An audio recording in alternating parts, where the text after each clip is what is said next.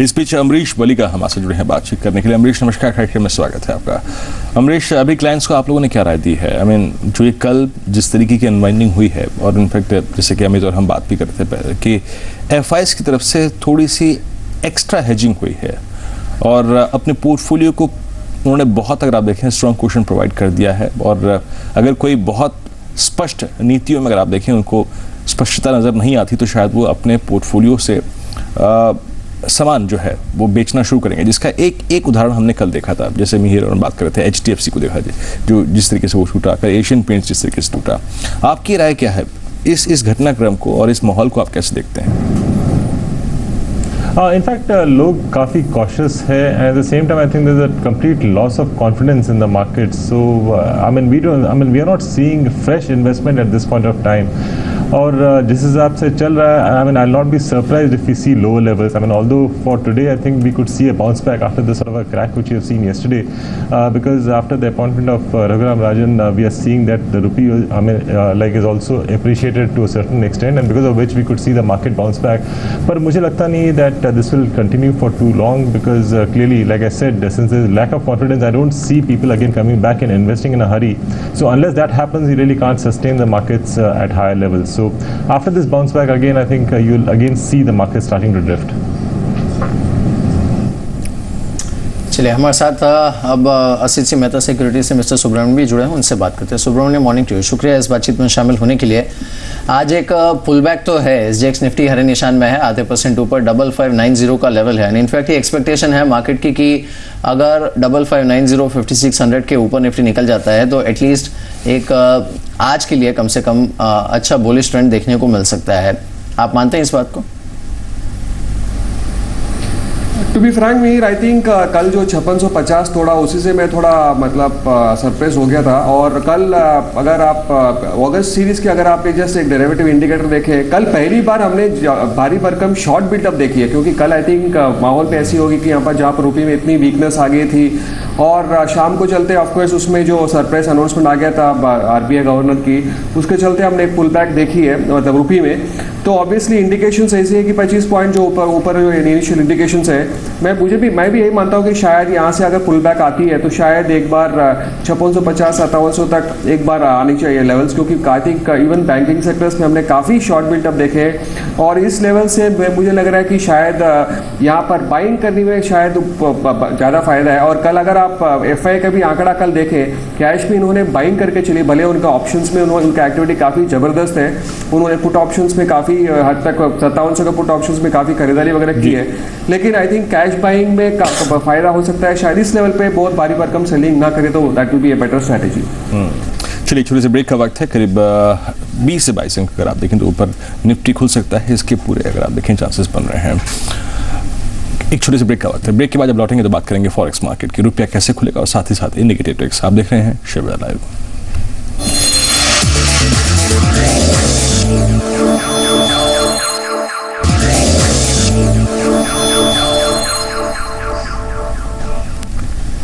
Break के बाद एक बार फिर से आपका स्वागत है शेयर बाजार लाइव में। 5542 कल की निफ्टी की क्लोजिंग थी, लेकिन आज संकेत अच्छे हैं। कुछ ही देर में इंडिकेटिव ट्रिक्स आएंगे, रुपए की ओपनिंग भी होगी। कल एक बहुत बड़े दायरे में रुपया घूमा है, लेकिन आज देखना होगा कि क्या रुझान देखने को मिलता है मार्केट्स में भी और करेंसी मार्केट्स में भी, क्योंकि कल जो अनाउंसमेंट आई रघुराम राजन की, वो खैर उस समय करेंसी मार्केट्स तो ऑन थे लेकिन इक्विटी मार्केट्स ऑन नहीं थे। आज देखते हैं संकेत कैसे बनते हैं। खैर, आज के लिए अमरीश, आपकी पिक्स क्या होंगी? जैसा आपने खुद कहा कि शायद हायर लेवल्स पे मार्केट सस्टेन नहीं करे, ऐसे में कहां पर आज बाउंस पर बिकवाली करेंगे आप? I think you could see a bounce in the banking stocks जहाँ पे काफ़ी we have seen like a major correction, so I think that is one space where you could see a decent bounce back, but again I think it should be utilized to exit to a certain extent, क्योंकि जो NPA के जो issues हैं I think that will again crop up in a big way going ahead. I think treasury income is going to crack majorly looking at the way the bonds have moved, so I think banks is one space where you can exit on this like a bounce back. I think the other spaces to hide in a market like this is clearly IT and pharma. I think those are the sectors where you can just hold on for the time being. Amit, जरा Polaris के chart को देखिएगा एक बार, mid cap IT में। इस chart पे आपकी राय क्या होगी? मैं पुल बैक के ट्रेड्स को थोड़ा ढूंढ रहा था जिसमें पुल बैक की गुंजाइश जिसको आप आज राइड कर सकते हैं। पोलारिस पर आपकी राय क्या होगी? देखिए, मैं मानता हूँ कि ये स्टॉक में जो रेजिस्टेंस जोन है अराउंड 123 से 124 की तरफ बनता है। अगर ये स्टॉक में उसके ऊपर सस्टेनेंस होता है तो एक काफ़ी अच्छा ट्रेंड रिवर्सल का संकेत आपको दिखाई देगा और आपका जो टारगेट बनता है वो around 138 to 139 on the upside. तो टेक्निकली अभी एक मेक और ब्रेक के लेवल के यहाँ पे स्टॉक फ्लर्ट कर रहा है, तो बहुत ज़रूरी है कि आपको ये 121 के ऊपर ये ब्रेकआउट दे, उसी के बाद में ही आप थोड़ी लॉन्ग पोजिशंस बनाने की कोशिश कर रहे हैं। फिलहाल तो it's into a neutral zone, so probably wait for a breakout और wait for it to sustain above 122 to actually enter long positions. जी, चलिए इस बीच देखते हैं रुपए की ओपनिंग आने वाली है। इंडिकेटिव टिक्स तो आ रहे हैं, 35 पॉइंट ऊपर निफ्टी है, 55-57 का लेवल यहाँ पर देखने को मिला है इंडिकेटिव टिक्स में, और सेंसेक्स फिलहाल लाल निशान में, हालांकि 4 अंकों की ही गिरावट थी। लेकिन रुपए पर देखते हैं आज ओपनिंग कैसी आती है, क्योंकि कल काफ़ी बड़े दायरे में घुमा था। ये खुला है 61.25 पर, फिर से एक बार कमज़ोर ओपनिंग। कल ये 60.77 पर बंद हुआ था, टुवर्ड्स क्लोजिंग इसने एक अच्छा खासा पुल बैक दिया था, लेकिन आज फिर से एक बार कमज़ोर ओपनिंग 61.25 के लेवल पर ये खुला है इस समय। तो कमज़ोर ओपनिंग होते हुए ऑलमोस्ट कल के लेवल से अगर आप देखें तो 50 पैसे का ड्रॉप यहाँ पर रुपए पर आया है शुरुआती दौर में ही। अब देखना यह होगा, अब इसमें बैंक्स की बोरोइंग का फिगर भी अगर आप देखें वीरेंद्र, तो इससे ही पता चलता है कि कितनी ज़्यादा बोरोइंग हो रही है। जो आंकड़ा आया है उसके मुताबिक 6 अगस्त को यानी कल भारतीय बैंकों ने करीब 61,000 की बोरोइंग की है, जो आरबीआई की मार्जिनल स्टैंडिंग फैसिलिटी है इससे। तो आरबीआई जो कोशिश कर रहा है लिक्विडिटी को कम करने की, कंट्रोल करने की, वो काफ़ी हद तक कारगर साबित हो रही है। आई वोंट बी सरप्राइज आगे जाके अगर ये आंकड़ा 1 लाख करोड़ तक पहुंच जाए इंट्राडे जो बोरिंग होती है बैंक्स की। लेकिन 61.25 पर रुपया खुला है। हमने जो पोल किया है उसमें इनफैक्ट कंसेंसस ये है कि रुपया 62 को हिट कर सकता है अगस्त के महीने में। इट इज़ लाइकली कि ये 62 के लेवल को हिट कर जाएगा। हमारे साथ जमाल मेखलाई साहब हैं, उनसे बात करते हैं। मेखलाई साहब, मॉर्निंग टू यू, शुक्रिया इस बातचीत में शामिल होने के लिए। बाजार में चाहे कितनी भी उठापटक हो, what we like is your sense of humour. इस समय ये क्या कहती है? कल रघुराम राजन साहब अपॉइंट हुए, उसके बाद मार्केट एक्सपेक्टेड कि शायद रुपया बड़ा यहाँ से स्ट्रांग हो जाएगा ड्यू टू हिज पॉलिसीज, और उस तरह की क्लोजिंग देखी हमने 60-77 पर। But the double whammy that he is facing is if he starts cutting rates then rupee will fall, and if he takes steps to control rupee, then not necessarily rates will go down. No, it's a tough situation, I mean, mere ख्याल में see, the fundamental job of the Reserve Bank is to control inflation and to make sure that there is, shall we say, positive real interest rates. Right? So if inflation is 6%, interest rates must be 8%. So that will increase the savings rate, and that is what you need for growth. However, my concern is that, when the patient is sick, sometimes you have to administer some emergency medicine. And which is why I felt even last month that actually interest rates should have been cut. Now, so as you rightly said, it is a very tricky situation. See, where the rupee goes, I don't think matters, because you can't control it. So trying to control it, I think, is a bad idea. चलिए, रुपए को संभालना और रुपए को कोई दिशा प्रदान करना, ये अगर आप देखें आरबीआई के हक में नहीं होगा इस वक्त, और आरबीआई शायद उसे कर भी नहीं सकती। जमाल मेखलाई साहब का मानना ये है। लेकिन मेखलाई साहब, ये भी चीज़ है, अगर मैं सिर्फ रुपए को और उसके लेवल्स को लेकर बात करूं, the kind of outflow we are witnessing in equity market, what's your sense about the levels of the rupee in upcoming days? See, I'm saying nothing goes, in one direction forever. Right? I mean, suppose RBI had done nothing. Where would the rupee go? Nobody knows. It might have gone there only. Might have gone to 60, 61, 62. Right? People were saying 65, 70. People will say anything. But the market, so we don't know that, right? So possibly all of this pain was. Now the problem is once you signal that you are frightened, then it can go weaker. So frankly, it's hard to say. I don't think there are physical. See, RBI has squeezed speculation. I don't think the rupee can go very much lower right now, unless there is, something major happening in the US or some major further stumble on policy, on politics. I mean, it's a very difficult situation. I cannot put a number on it.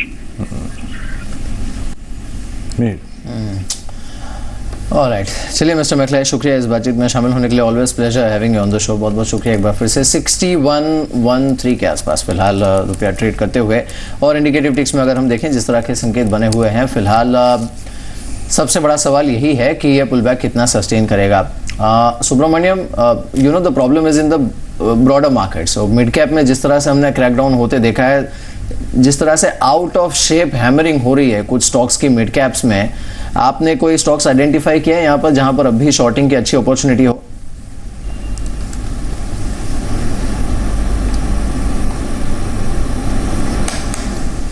Subramaniam,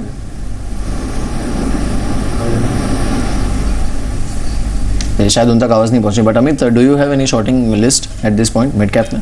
या बाटा एक अच्छा shorting opportunity दिखाई दे रहा है। अभी ये stock ने एक ट्रेंड रिवर्सल का कंफर्मेशन दिया है 865 के नीचे, तो मैं समझता हूँ कि ये स्टॉक में अभी डाउनफॉल की शुरुआत हो चुकी है। इसके चार्ट्स काफ़ी नेगेटिव हो चुके हैं। टिपिकल 3 ब्लैक रोज के पैटर्न हमने देखे हैं पिछले 3-4 दिनों में, और उसका जो टारगेट बनता है around 790 to 800 on the down side. So 865 या 870 के स्टॉप लॉस से फ्यूचर्स में आप इसमें शॉर्ट पोजीशंस बनाएं। Target would be around 790 from a positional perspective. Secondly, अगर जो बैंक्स में जो वीक दिखाई दे रहे हैं अभी भी, PSU banks are the weakest, so I would suggest stay away from PSU banks. If you want to buy, go for private banks because उसमें रिलेटिव स्ट्रेंथ कंपैरेटिवली ज़्यादा है। चलिए इस बीच बात करते हैं आज की ट्रेडिंग पेस के बारे में। कुछ जो ट्रेडिंग के नुस्खे हमारे पास आए हैं, आइए आपसे शेयर कर लेते हैं। सेबी मानती है कि HDFC बैंक को आज आपको सेल करना चाहिए। करीब 597 का इनका लक्ष्य है, स्टॉप लॉस इनका करीब 610 का है, और जो सेबी का दूसरा ट्रेड है वो है टाइटन। हालांकि टाइटन कल करीब 20 रुपये गिरा था, लेकिन क्योंकि हमने बीते 1.5 महीने में इसमें पुल बैक देखा है, कल की ये गिरावट रिस्क रिवॉर्ड रेशियो को और लॉन्ग ट्रेड अच्छा बना देती है। तो आपको 268 के लक्ष्य के लिए इसको आज लॉन्ग करना है। स्टॉप लॉस करीब 155 करेगा आपका। बिल्कुल, चलिए अपूर्व सेठ की क्या राय है ये भी देख लेते हैं। उनका कहना है कि सन फार्मा पर बिकवाली करनी चाहिए आपको। 520 के टारगेट के लिए इसे बेचिए आप। स्टॉप लॉस आपका रहेगा 550 का। बैंक ऑफ बड़ौदा यहाँ पर खरीदारी की सलाह है। 505 के टारगेट के लिए बाइंग कर सकते हैं। स्टॉप लॉस आपका होगा 480 का। जी हाँ, इसके बाद आशीष चतुर्मोता क्या मानते हैं, आइए देखते हैं कि 2 कॉल्स कौन सी है। पहली कॉल जो है उनकी L&T की। कल इसने जो 800 के नीचे एक क्रिटिकल जोन की जो क्लोजिंग दी है वो इसको शॉर्ट टर्म प्रोस्पेक्टिव से थोड़ा सा और कमजोर बना देती है, और इसी व्यू को ध्यान में रखते हुए इन्होंने शॉर्ट कॉल ली है। 765 का लक्ष्य और 810 का स्टॉप लॉस। और फारा पैक में टूरेंट फार्मा यहाँ पे करीब 476 के लक्ष्य के लिए 437 के स्टॉप लॉस के साथ इस पर लॉन्ग जाएंगे। अमरीश, फार्मा में आपके विकल्प क्या है इस वक्त? बायोकॉन एक चार्ट्स पे थोड़ा अच्छा दिखाई दे रहा है, ल्यूपिन है ही सदाबहार स्टॉक। बाकी कुछ विकल्प है आपके पास इस वक्त फार्मा में, या फिर बायोकॉन या फिर ल्यूपिन के साथ ही रहना चाहेंगे आप? नो, इनफैक्ट फार्मा में हम लोग बोल रहे हैं कि अभी होल्ड करना चाहिए। May not be fresh price because valuations are already quite expensive, but the stocks which we are still suggesting people to hold on is clearly Lupin and Sun Pharma. Dr. Reddy, again, we have become cautious after the sort of results which had come out, where we were quite disappointed. So it's only these two stocks, Sun Pharma and Lupin, which we are holding on. जी, आज मारुति पर एक खबर भी है। ITAT ने जो फैसला सुनाया है रॉयल्टी पेमेंट को लेकर, वो इनके हक में है कुछ हद तक, क्योंकि ITAT ने ये नोट किया है कि जो रॉयल्टी स्ट्रक्चर है वो ड्यूअल आधार पर नहीं हो सकता, किसी एक आधार पर होना चाहिए। तो ये खैर मारुति ने ही अपील की थी इनकम टैक्स डिपार्टमेंट के खिलाफ ITAT में, और फैसला इनके हक में गया है। मारुति सुजुकी, अमित क्या करेंगे आप यहाँ? देखिए, चार्ट्स में ये स्टॉक एक साइडवेज पैटर्न में चलता हुआ ही दिखाई दे रहा है लास्ट 3-4 दिनों में। बहुत ज़रूरी है कि अगर 1365 का जो और ऑन द डाउन साइड 1320 का ट्रेडिंग रेंज है तोड़े, उसके बाद में आपको एक अच्छी पुल बैक दिखाई देगी अराउंड 1385 की तरफ। तो फिलहाल की स्थिति में तो स्टॉक में एक न्यूट्रल जोन जैसा एक पैटर्न बना चुका है। तो अगर आप लॉन्ग पोजिशन इसमें ऑलरेडी इन्वेस्टेड हैं तो आपका 1310 should be a tight stop loss, and the immediate target would be 1385 on the upside. Subramaniam, capital goods में आप क्या कर रहे हैं? अगर आपने शॉर्ट पे पैसा बनाया है तो आप कवर कर लें।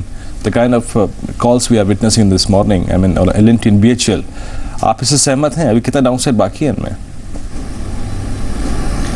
IT पे कल की जब जो आंकड़ा उभर के आया, इसमें थोड़ी बहुत डाइवर्जेंट ट्रेंड देखने को मिली है, जहां पर इन्फी और TCS और सुब्रमण्यम HCL का मैं L&T और BHEL की बात कर रहा हूँ यहाँ पे। Capital goods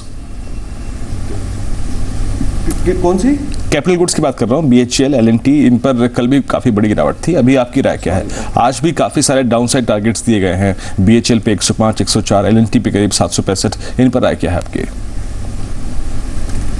No, I think capital goods definitely at the current juncture should be avoided, barring probably one stock, Thermax. यहाँ पर I think कल उसने भी थोड़ी बहुत एक डाउनसाइड देखी है, लेकिन अगर कैपिटल गुड्स में किसी को एक्सपोजर लेने का है, I would advise Thermax at dips. Rest of the pack, I think for the current juncture, I would rather avoid rather than take any bold call in any of the counters. जी अमरीश, आपके pics क्या होंगे इस समय, और साथ ही overall आप इसे कहाँ तक जाता देख रहे हैं बाजार को? बिकॉज यू नो कल 5200, 5100 की पुट्स में भी हमने काफ़ी एक्टिविटी देखी है. Is it likely in next 2-3 weeks? पहले भी कहा था कि after this initial bounce back which we may see today, I don't see the market like sustaining at higher levels because clearly I don't think Raghuram Rajan has that magic wand to change things overnight, and I think people will surely wait and watch as to what he does.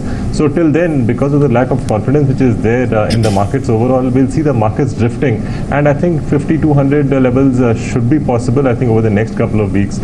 So looking at that, we are clearly not recommending people to buy fresh at this point of time. We are saying in case of any sort of a bounce back, look at exiting to a certain extent and get into cash, because I think cash is going to be king going ahead. दिक्कत यही है कि किसी के पास है ही नहीं इस वक्त. खैर, टाटा पावर पे आपकी राय क्या होगी अमित? कल जिस तरीके की इसकी क्लोजिंग रही आफ्टर Q1 फिगर्स, चांसेस क्या बनते हैं?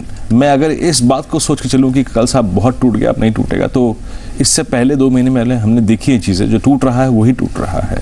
एट 70 आप कोई पुल बैक ट्रेड के बारे में सोचेंगे या फिर कंप्लीटली अवॉइड कैटेगरी में रखेंगे लॉन्ग के प्रोस्पेक्टिव से टाटा पावर को? देखिए, most of the infrastructure sector and power इसमें काफ़ी अच्छा ब्रेकडाउन दिखाई दी है, और बेसिकली ये डिलीवरी बेस्ड सेलिंग इसमें हो रही है, तो इसमें कोई आपको पुल बैक तो दिखने के चांसेस काफ़ी कम है. टाटा पावर का भी अगर हम बात करें तो उसका जो मेजर सपोर्ट जोन था वो अराउंड 75 to 76 जोन के यहाँ पे था. उसके नीचे दो टारगेट अराउंड 62 to 63 बनता है, तो मैं नहीं समझता हूँ कि जब तक ये स्टॉक 62 63 के यहाँ पे आए आपको कोई जल्दबाजी करनी चाहिए. इनफैक्ट अगर पुल बैक हो तो इसमें एक शॉर्टिंग अपॉर्चुनिटी बनती है. जी अमरीश, चलिए चलते चलते आपसे आखिरी सवाल. पिछले 10-12 दिनों में अगर आप देखें मार्केट में जो ट्रेड हुआ है उसमें some of the more defensive names, वहां पर भी हमने क्रैकडाउन होते देखा है. जैसे ITC करीब 12% टूटा है, रिलायंस पर 9-10% का ड्रॉप देखने को मिला है. इन स्टॉक्स पर आप क्या कर रहे हैं?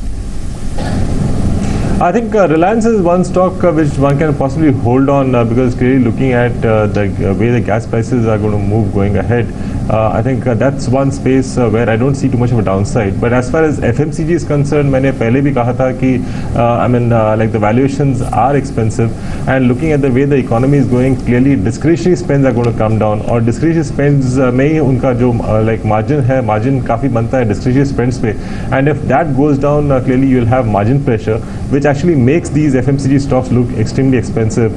So even at these levels, I would say possibly it's time to book out to a certain extent as far as ITC and HUL is concerned. Amrish, बहुत बहुत शुक्रिया आप इस कार्यक्रम में शामिल हुए. सभी काम और इनसीज पे मेरा रखे आपने, बहुत बहुत शुक्रिया इस कार्यक्रम में शामिल के लिए. अब बात करते हैं एक और स्टॉक की, एंड दैट इज